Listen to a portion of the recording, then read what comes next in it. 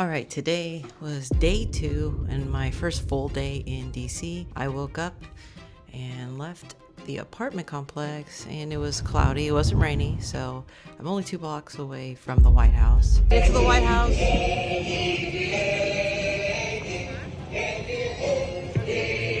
So I decided to walk down to the White House, and when I saw a bunch of signs, I thought people were protesting, but actually it was somebody selling White House gear. And then there was this guy who's super nice, and he got to talking to me, let him know I was from Wisconsin and I'm out here just to kind of celebrate my birthday. And I think what he told me, he said, I want to offer you some advice, and it was be a hard act to follow. This is my birthday trip to myself. Is it? Yeah.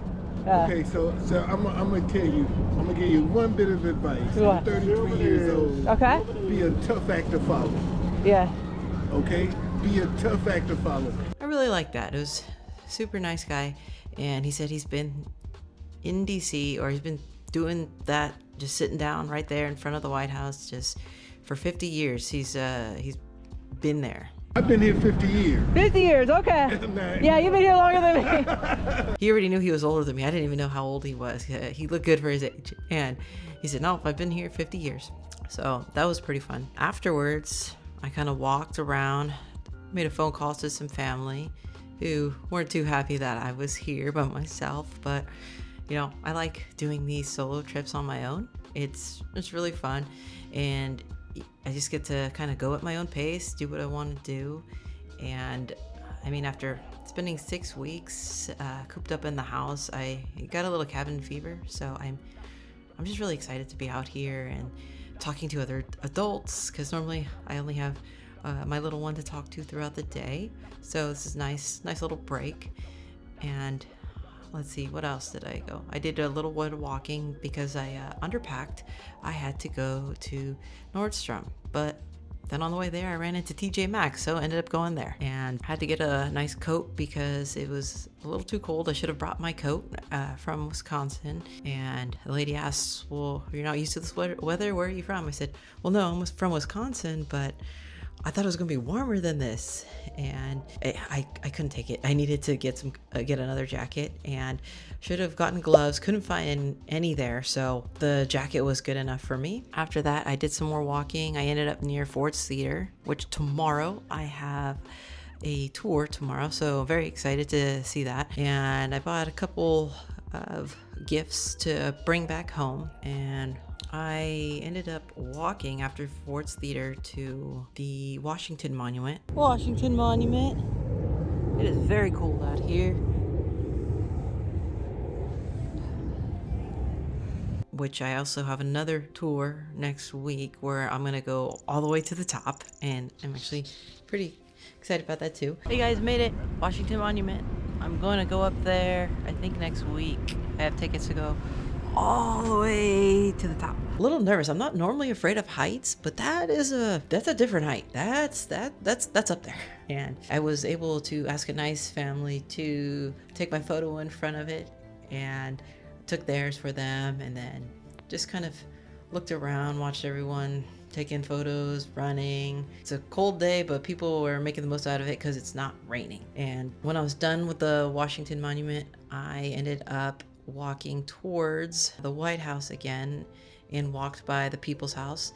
The People's House is a White House experience, and I hope to do that in the next few days. Then I took a seat next to one of the Smithsonian's, and directly across, I believe it was Eisenhower's something building. I'm not too sure. I forgot the exact name. But when I was sitting there, I was able to kind of see the White House. They have the whole area blocked off where you can't even walk around the park area or just anywhere near it. And I sat there in front of these massive Texas boots, and I believe they're from Lucchese. They're just huge.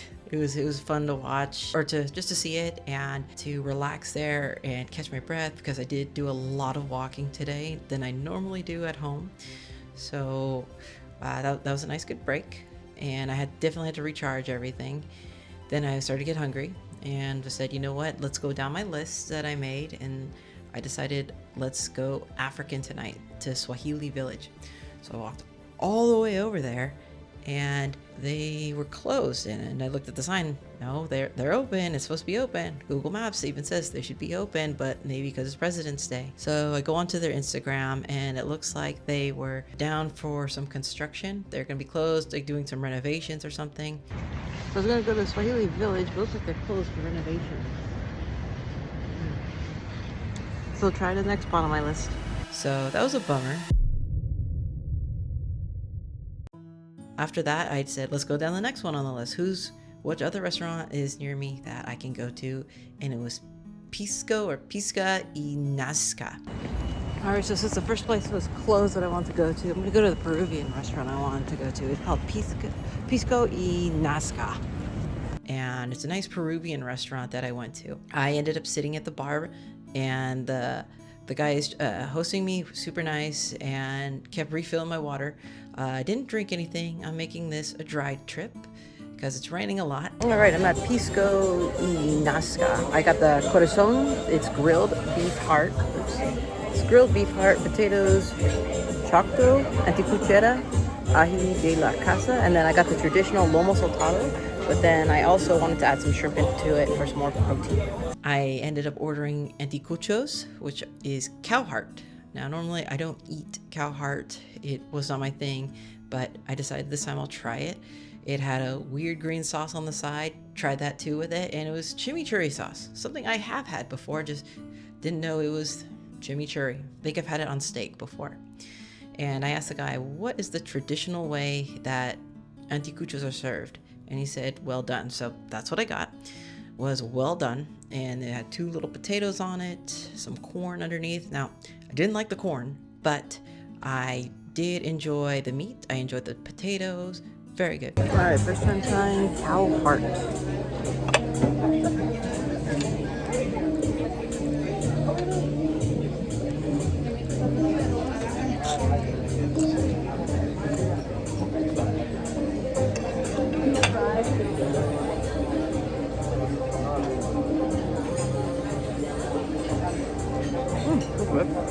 Next, I ordered the LOMO SALTADO, which is beef. It has french fries in it, tomatoes, the red onion, and you serve it with some rice, and there's some soy sauce in it too. I believe this is my second time having it at a restaurant. I mostly have had it homemade, and you've got to watch it being homemade because I believe you're supposed to catch it on fire, which would be pretty cool to see.